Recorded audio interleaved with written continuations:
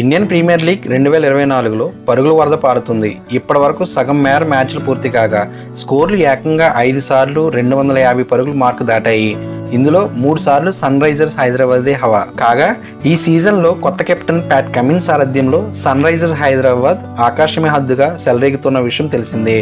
ఓపెనర్లు అభిషేక్ శర్మ, ట్రావిస్ హెడల్తో పాటు Henry's Klaasen, Vizag కుర్రాడు నితీష్ కుమార్ రెడ్డి, అబ్దుల్ సమద్ బ్యాట్ జులిపిస్తూ ప్రత్యర్థి బౌలర్లను బెంబేలెత్తిస్తున్నారు. పరుగుల విధ్వంసం సృష్టిస్తూ వామో సన్ డేంజర్స్ అనే స్థాయిలో ఐపీఎల్ చరిత్రలో అత్యధిక స్కోర్ 287 సాధించిన జట్టుగా నిలిచి ఇతర జట్లకు బెంచ్ మార్కులు సెట్ చేస్తుంది సన్ రైజర్స్. ఇప్పటికే ఈ సీజన్లో SRH 266, 277, 287 స్కోర్లు సాధించగా KKR 272, RCB 263 పరుగులతో టాప్ 5లో చోటు దక్కించుకున్నాయి. ఈ నేపథ్యంలో టీమిండియా దిగ్గజం సునీల్ గవాస్కర్ కీలక వ్యాఖ్యలు చేశారు.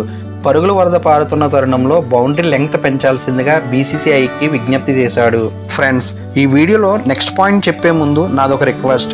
వీడియో చూస్తున్న ప్రతి ఒక్కరూ లైక్ చేసి ఛానల్ గ్రోత్కి సపోర్ట్ చేస్తారని ఆశిస్తున్నాను.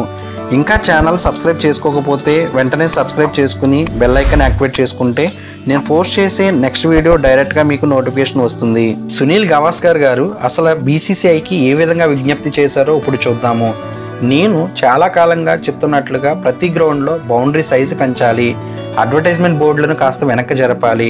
అసలు క్యాచ్కు సిక్సర్కు పెద్ద తేడా ఉండడం లేదు. LEDని కూడా ఇంకాస్త వెనక్కి నెట్టాలి. అలా అయితే కనీసం 2-3 మీటర్ల మేర బౌండరీ లెంగ్త్ పెరుగుతుంది. లేదంటే బౌలర్లు ఎప్పుడూ బాధితులుగానే మిగిలిపోవడం ఖాయం. T20 క్రికెట్లో గత కొన్ని రోజులుగా పెను మార్పులు వస్తున్నాయి.